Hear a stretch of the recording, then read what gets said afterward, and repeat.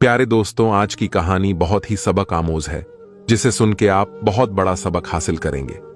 क्योंकि एक बादशाह की शादी के कई साल तक उसकी कोई भी औलाद नहीं हुआ। फिर एक दिन बादशाह की बीवी एक फकीर के साथ जो किया, जिसे सुनकर आप हैरानों परेशान रह जाएंगे। तो चलिए आज की इस कहानी को सुनते हैं। हमारे साथ आखिर तक रहिएगा, तभी पूरी कहानी समझ पाएंगे। प्यारे दोस्तों, एक बादशाह था। उसकी 2 बीवियां थीं, लेकिन किसी से औलाद नहीं हुई थी। बादशाह ने हर चीज करके देख लिया था।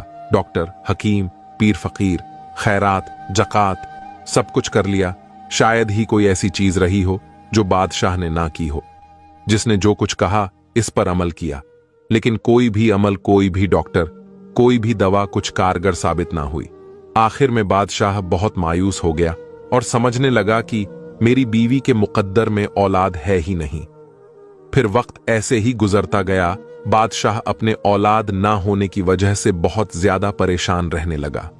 एक दिन बादशाह के कानों तक यह बात पहुंची कि शहर में एक फकीर आया है जो हर किसी के लिए दुआ करते हैं और वह दुआ कबूल भी हो जाती है। वो बुजुर्ग बहुत ही पहुंचे हुए अल्लाह के नेक बंदे हैं। बादशाह ने सोचा, अगर ऐसी बात है तो उस फकीर से हम भी मिलना चाहते हैं। शायद हमारी भी दुआ कबूल हो जाए और हम भी औलाद जैसी नेमत से नवाज दिए जाए। जब बादशाह ने उस बुजुर्ग के बारे में सुना तो वह खुशी खुशी दौड़ता हुआ महल में गया और दोनों बीवियों से यह बात कही। बादशाह की यह बात सुनकर उनकी दोनों बीवियां बहुत ही ज्यादा खुश हुईं और वह दोनों फकीर के पास पहुंचने की तैयारियां करने लगीं। बादशाह दोनों बीवियों के हमराह फकीर के झोपड़ी में जा पहुंचे। बादशाह और उसकी दोनों बीवियां फकीर को सलाम किया। फकीर ने सलाम का जवाब देकर खामोश चुपचाप बैठे रहे। कुछ देर के बाद बादशाह ने खुद ही कहा, शाह साहब, मेरे यहां औलाद नहीं है। दुआ फरमाइए कि खुदा मेरी मुराद पूरी करे। फकीर कुछ देर तो चुप रहे। फिर उन्होंने कहा, खुदा के काम में किसी का इख्तियार नहीं। बादशाह ने कहा, खुदा अपने नेक बंदों की सुनता है और आप खुदा के नेक बंदे हैं। अगर आप खुदा से दुआ करें तो हमारा भी मुराद पूरी हो जाए। फकीर कुछ देर खामोश रहा, फिर बोला, अगर औलाद चाहते हो तो इसके लिए जान देना पड़ेगी। अगर जान देने के लिए तैयार हो तो कहो। फकीर की ये अजीब व गरीब बात सुनकर बादशाह और उनकी दोनों बीवियां घबरा गए। बादशाह की बात सुनकर तो बादशाह की छोटी बीवी सन्नाटे में आ गई, लेकिन बादशाह की बड़ी बीवी बोली, शाह साहब, अगर जान देने से मेरी औलाद हो जाएगी तो मैं जान देने को तैयार हूं। फकीर ने कहा, अगर लड़का चाहते हो तो बादशाह की जान जाएगी और अगर लड़की चाहते हो तो तुम दोनों में से किसी की जान देनी पड़ेगी। बादशाह की बड़ी बीवी ने कहा, शाह साहब, मुझे लड़की चाहिए। बादशाह अपनी बड़ी बीवी की मुंह से यह बात सुनकर हैरान हो गए कि मेरी बीवी औलाद के लिए अपनी जान तक देने के लिए तैयार हो गई है। चुनांचे फकीर ने थोड़ी सी मिट्टी उठाकर बादशाह और उनके दोनों बीवियों को दे दी और कहा, इसको सिरहाने पलंग के दाएं तरफ के नीचे रख देना। बादशाह की बड़ी बीवी मिट्टी दोनों हाथों में लेकर खुश हो गई। बादशाह की छोटी बीवी समझने लगी यह पागल हो गई है। बादशाह भी हैरान था। वह सोच रहे थे कि अगर बीवी ही ना रही तो फिर औलाद हुई या ना हुई एक ही बात है। बादशाह की बड़ी बीवी ने महल वापस जाने के लिए फकीर से इजाजत चाही। फिर फकीर ने कहा, जो मैंने बोला वह करना। फिर बादशाह और उनकी दोनों बीवियां महल पहुंच गईं। बादशाह की बड़ी बीवी को यकीन हो गया था कि वह साल भर में एक लड़की की मां बन जाएगी। फकीर की दी हुई मिट्टी को बादशाह की बड़ी बीवी ने पलंग के नीचे रख दिया और खुदा से दुआ मांगने लगी। क्योंकि बादशाह के छोटी बीवी से ज्यादा बड़ी बीवी नेक और परहेजगार थी। वह रोज अल्लाह पाक से दुआ मांगती कि या अल्लाह, मुझे एक बेटी जैसी नेमत से नवाज दे। फिर इसी तरह से काफी अरसे का वक्त गुजर गया। मगर दोस्तों, अल्लाह का करना ऐसा हुआ कि उसी साल बादशाह के यहां चांद सी खूबसूरत लड़की पैदा हुई। बादशाह अपनी खूबसूरत सी बेटी को देखकर बहुत ज्यादा खुश हुआ और बादशाह ने पूरे मोहल्ले वाले को कीमती कीमती खाना खिलाएं और बादशाह ने बहुत सदका और खैरात किया। हालांकि बादशाह पहले भी बहुत सदका खैरात किया करते थे, लेकिन इस बार पहले से ज्यादा सदका खैरात किया और पूरे मोहल्ले के गरीबों में कीमती कीमती खाना तकसीम किया। महल में हर तरफ खुशी का माहौल था, मगर इसी खुशी के माहौल में बादशाह और उनकी बीवियां सब कुछ भूल गए कि फकीर ने जो कहा था कि बेटी पैदा होने पर बादशाह की बड़ी बीवी की जान चली जाएगी। मगर इस बात को कुछ देर के लिए सब भूल गए। बादशाह भी भूल गए कि उसकी बड़ी बीवी को इस चांद सी लड़की के बदले में अपनी जान देनी पड़ेगी। इसी तरह से 4 से 5 महीने गुजर गए। एक दिन बादशाह की बड़ी बीवी अपनी चांद सी बेटी को दूध पिलाकर सुलाने के लिए लोरी गा रही थी कि इतने में फकीर की आवाज सुनाई दी। बादशाह की बीवी फकीर की आवाज सुनकर थोड़ी देर के लिए रंजीदा हो गई, लेकिन फिर खुशी खुशी उठी और फकीर के इस्तकबाल के लिए महल के दरवाजे पर जा पहुंची। बादशाह को भी इस बात की खबर पहुंची कि फकीर दरवाजे पर आया है। बादशाह की बड़ी बीवी फकीर को देखकर बहुत ज्यादा खुश हुई और फकीर का दिलो जान से शुक्रिया अदा करने लगी और कहने लगी, ए अल्लाह के नेक बंदे, आपकी दुआओं की वजह से आज मैं मां बन पाई हूं। फकीर ने कहा, मलिका, तुम्हें अपना वादा याद है? मलिका बोली, हां शाह साहब, मेरी जान हाजिर है, आप जब चाहे मैं अपनी पेश कर दूंगी। फकीर ने जवाब दिया, अभी नहीं, जब बच्ची दूध पीना छोड़ दे तब फिर मैं आऊंगा और उसे वक्त बताऊंगा कि जान कैसे देनी है। यह कहकर फकीर महल के दरवाजे से चला गया। मल्लिका और बादशाह बच्ची के पास आ गए। बादशाह अपनी बड़ी बीवी से कहने लगा, देखो मल्लिका, इस तरह से जान देना कोई अक्लमंदी नहीं। यह फकीर तुम्हारा कुछ भी नहीं बिगाड़ सकता।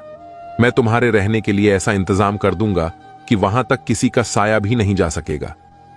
बेगम भी शायद यही चाहती थी।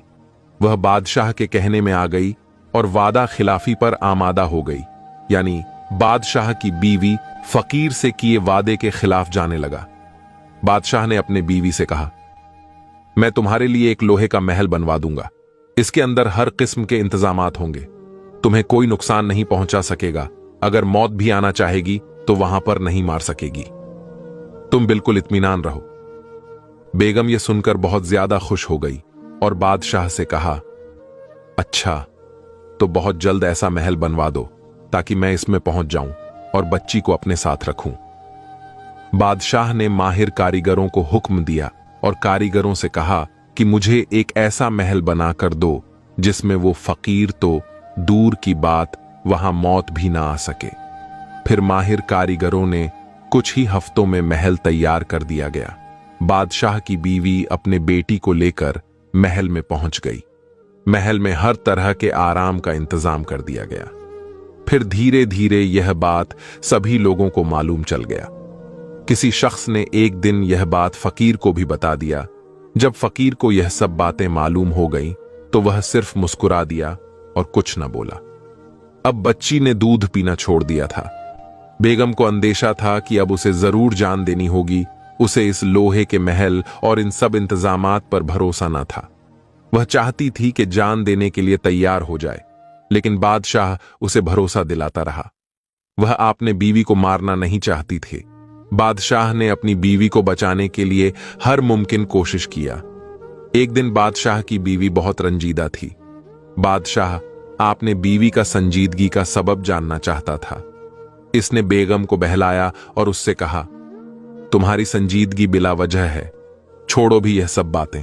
लो, यह अनार खाओ, तुम्हारे लिए बहुत दूर से खास तौर पर मंगवाया है। बेगम को अनार दिया। बेगम ने अनार लेकर मेज पर रख दिया।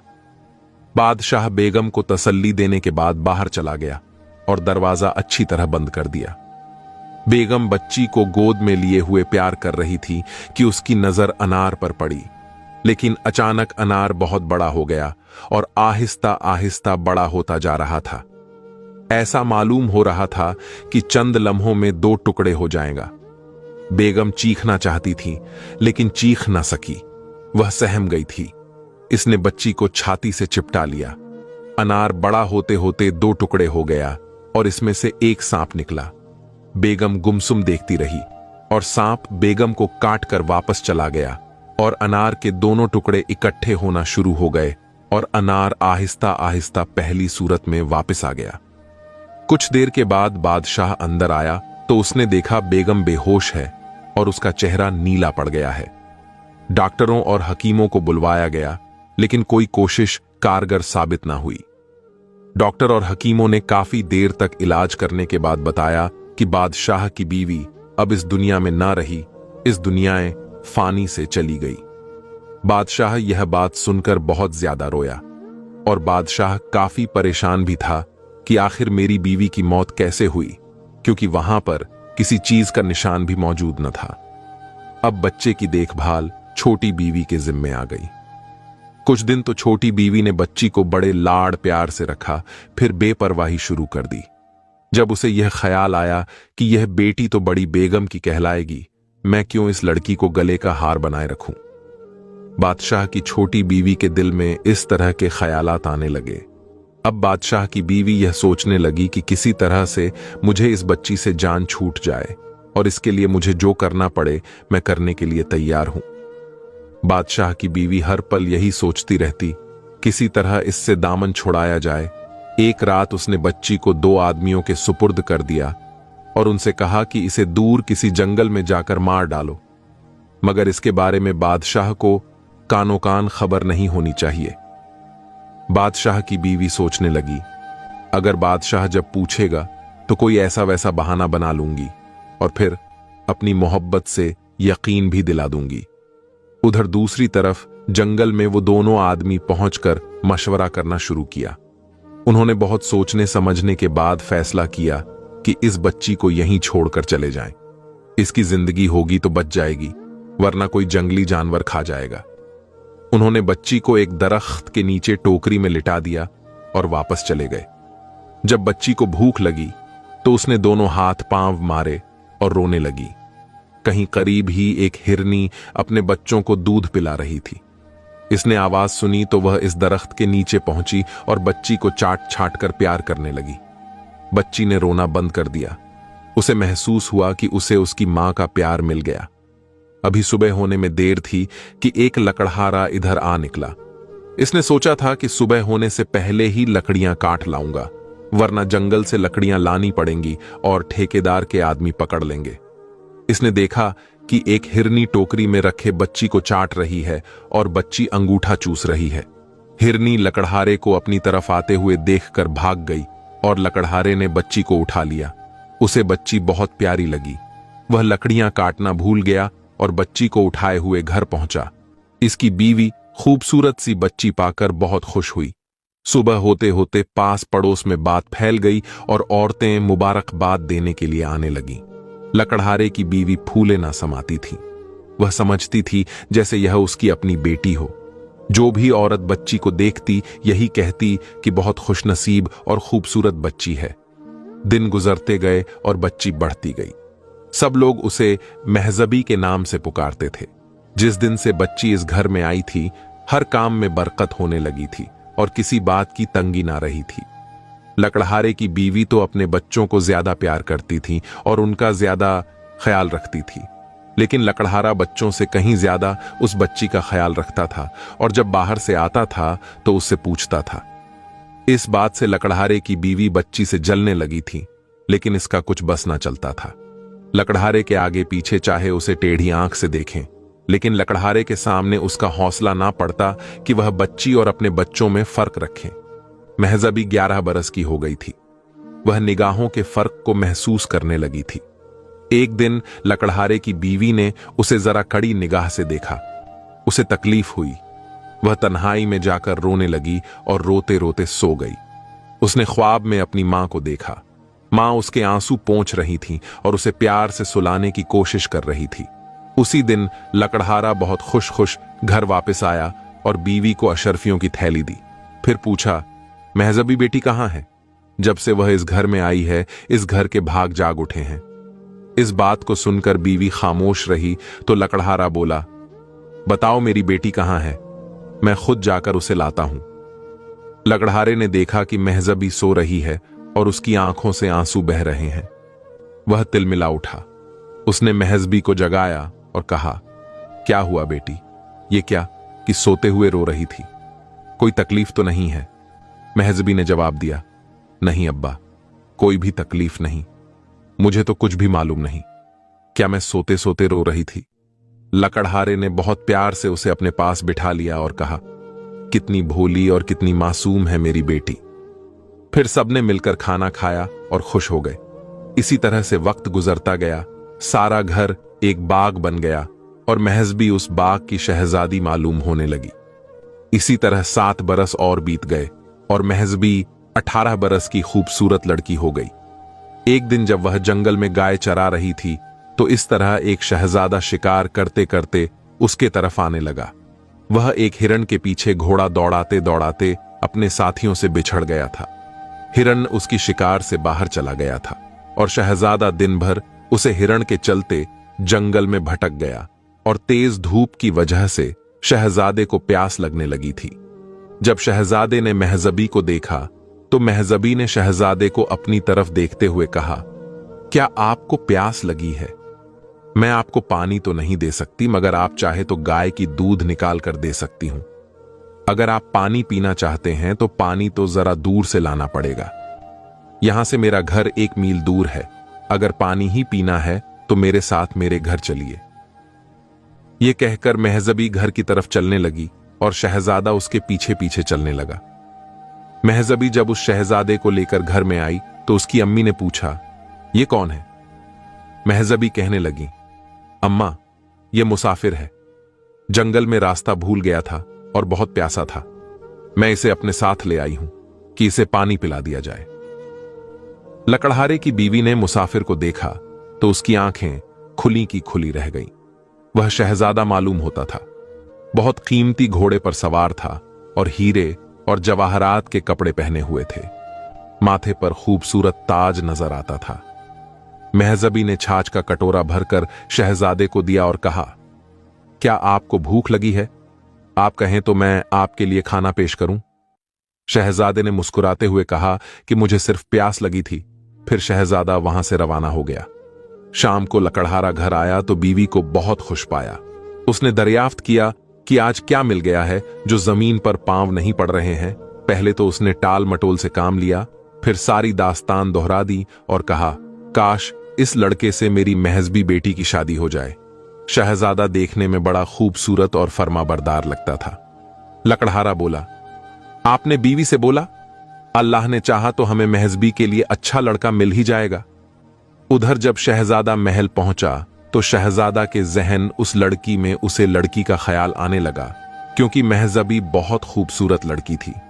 शहजादा चाहता था कि उसकी शादी महजबी से हो जाए, लेकिन शहजादे को इस बात का डर था कि बादशाह सलामत उसकी शादी एक लकड़हारे की बेटी से कभी नहीं करेगा। शहजादे को यही धुन लगी हुई थी कि किसी तरह बादशाह को रजामंद किया जाए। इसने अपने दोस्तों से मशवरा किया, लेकिन कोई सूरत ना निकली। शहजादा बहुत परेशान था कि अब क्या करें। उसके दोस्तों में उसे सबसे ज्यादा अजीज वजीर आजम का लड़का था। वजीर आजम के लड़के को भी शहजादा बहुत ही अजीज था। उससे शहजादे की परेशानी ना देखी जाती थी। महल में भी यह खलबली मची हुई थी। शहजादा खाना पीना बहुत कम खाने लगा था और हर वक्त फिक्र में डूबा रहता था। बादशाह को भी इस बात की बहुत फिक्र हुई। इसने किसी तरह शहजादे से पूछना चाहा, लेकिन शहजादे की जुबान पर कोई बात ना आई। वह शर्म और डर की वजह से बात को टालता ही रहा। बादशाह ने इसके दोस्तों से भी पता लगाया, लेकिन उनसे भी उसे कुछ मालूम ना हुआ। वजीर से मशवरे हुए, लेकिन कोई नतीजा नहीं निकला। शाही तबीब को दिखाया, वह भी कुछ ना बता सके। एक दिन वजीर के लड़के ने अपने अब्बा जान से सब कुछ कह दिया और कहा कि शहजादे का इसके सिवा कोई और इलाज नहीं है। वजीर भी सोच में पड़ गया कि यह बात किस तरह किसी नतीजे पर पहुंचे। उसे भी कोई और रास्ता दिखाई ना देता था। इसने अपने लड़के से कहा, मुझे इस लकड़हारे के गांव में ले चलो, मैं इसको देखूंगा। मुझे ख्याल होता है कि वह लकड़हारे की लड़की नहीं है, वरना शहजादा इतना ज्यादा असर ना लेता। यकीनन कोई ना कोई बात जरूर होगी। आखिर उन्होंने तय किया कि वह भेस बदलकर वहां जाएं और सब बातें मालूम करें कि वह लड़की लकड़हारे की है या किसी और की है। वजीर को यकीन था कि वह लड़की को देखकर इस नतीजे पर जरूर पहुंच जाएगा कि वह लड़की लकड़हारे की है या नहीं। अगर इसकी लड़की हुई तो इसमें लकड़हारे का या इसकी बीवी की कुछ ना कुछ बातें जरूर पाई जाएंगी। दूसरे दिन बाप बेटा दोनों देहातियों के भेष में लकड़हारे के गांव में पहुंचे तो उस वक्त शाम रात में तब्दील होने लगी थी।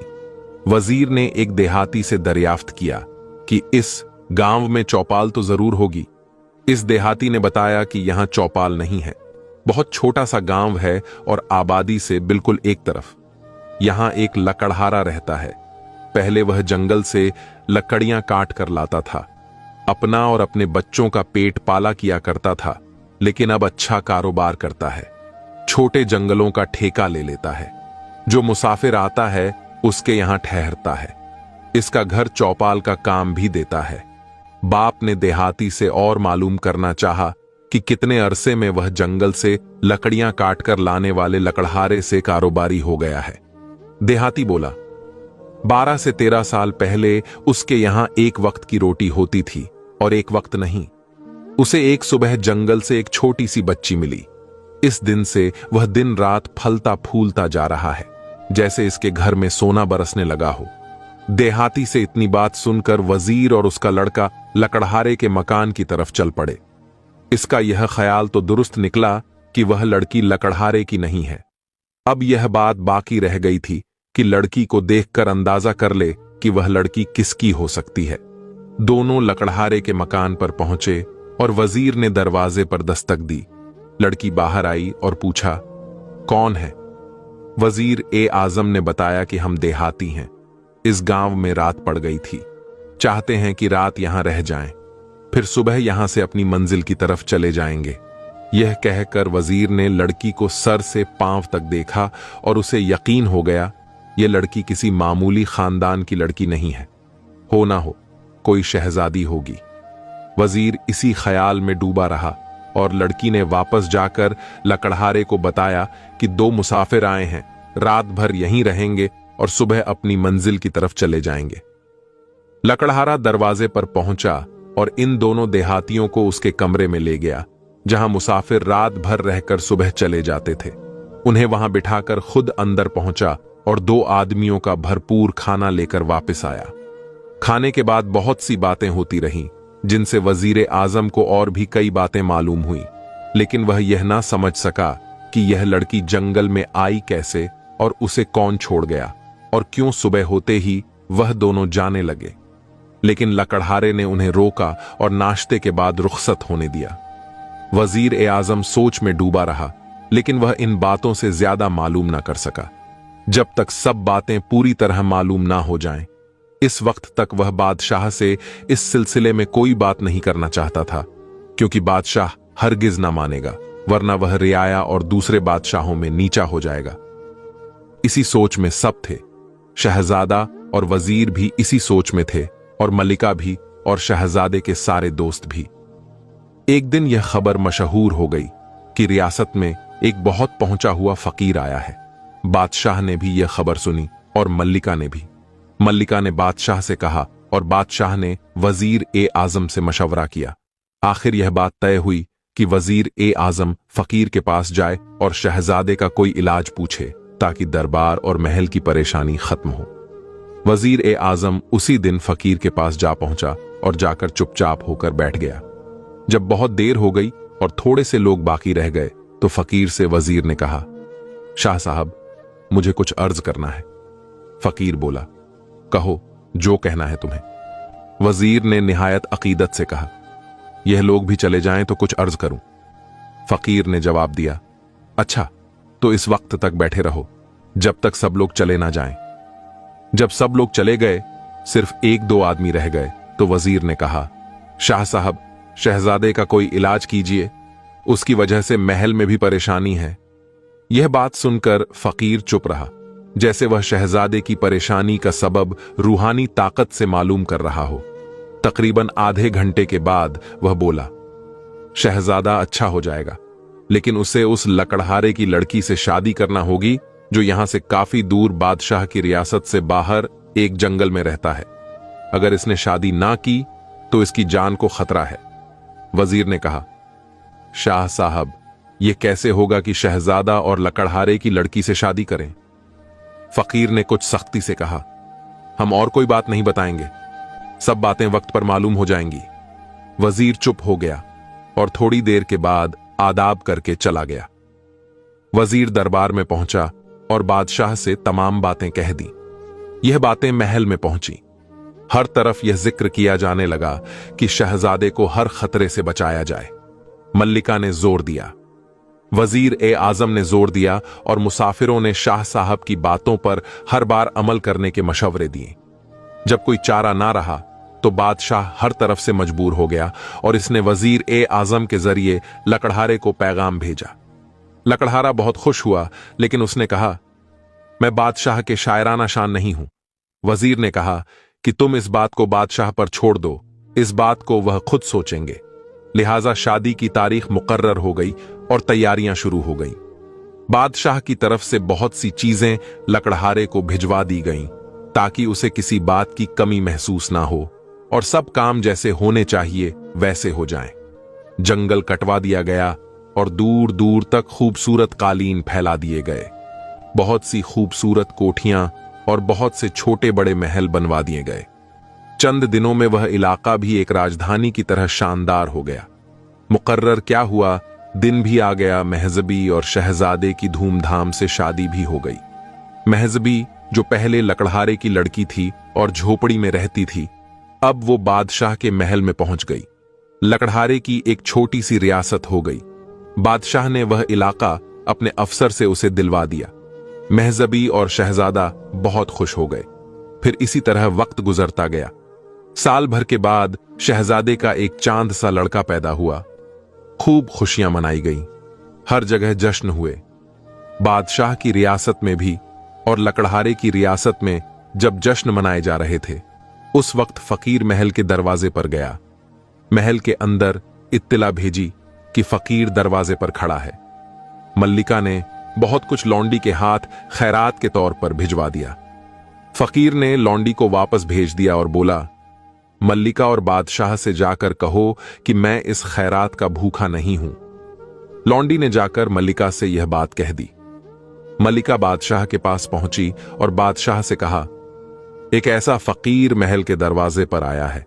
मेरा ख्याल है कि यह वही होगा जिसने शहजादी की शादी लकड़हारे की लड़की से करने के लिए कहा था। बादशाह को भी ख्याल गुजरा। दरबार से वजीर को बुलवाया और सब के सब महल के दरवाजे पर पहुंचे। वजीर ने फकीर को पहचान लिया और अकीदत से इस्तकबाल किया। फकीर को बादशाह और मल्लिका अपने साथ अंदर ले गए और एक बड़े कमरे में ऊंचे से तख्त पर बिठा दिया। फकीर ने कहा, बच्चे को मेरे पास लाओ। मल्लिका खुद गई और बच्चा लाकर फकीर की गोद में डाल दिया। फकीर ने दुआ की और बादशाह से मुखातिब होकर बोला, यह लड़की लकड़हारे की बेटी नहीं है, ये एक बादशाह की शहजादी है। इसकी 2 बीवियां थीं, उसकी कोई औलाद ना थी। मैं उस शहर में गया, मैंने दुआ की और यह शर्त लगाई कि लड़की चाहोगे तो मल्लिका की जान देनी होगी, अगर लड़का चाहोगे तो बादशाह की जान देनी होगी। बड़ी मल्लिका ने लड़की चाही, लेकिन बाद में वह बादशाह के कहने में आकर अपने वादे को भूल गई और बादशाह उसके लिए एक अनार लाया। यह सब बात किसी को पता नहीं, सिर्फ मल्लिका जानती थी। फिर मैंने खुदा के करम से उस अनार से एक सांप निकला। फिर उस सांप ने मल्लिका को डस लिया। मल्लिका मर गई।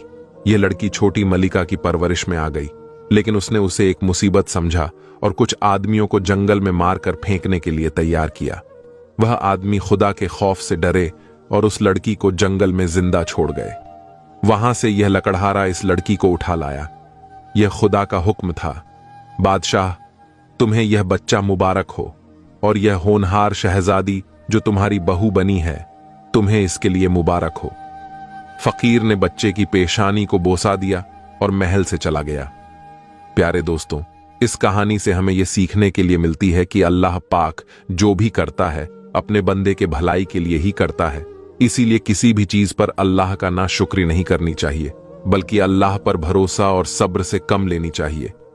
आखिर में अल्लाह पाक से यही दुआ है कि अल्लाह पाक हमें ऐसे वाकयात से सबक हासिल करने की तौफीक अता फरमाए। आमीन।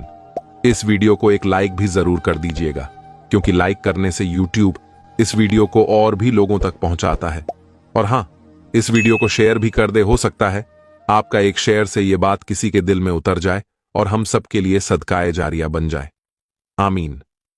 दोस्तों, जाते जाते बता दें कि हमने 4 वीडियो आपके लिए मोबाइल की स्क्रीन पर लगाया है जो कि बहुत ही अच्छी कहानियां हैं। अगर अभी आपके पास टाइम है तो इन सारे वीडियोस को भी जरूर से देखिएगा। मिलते हैं अगली वीडियो में, तब तक के लिए अल्लाह हाफिज।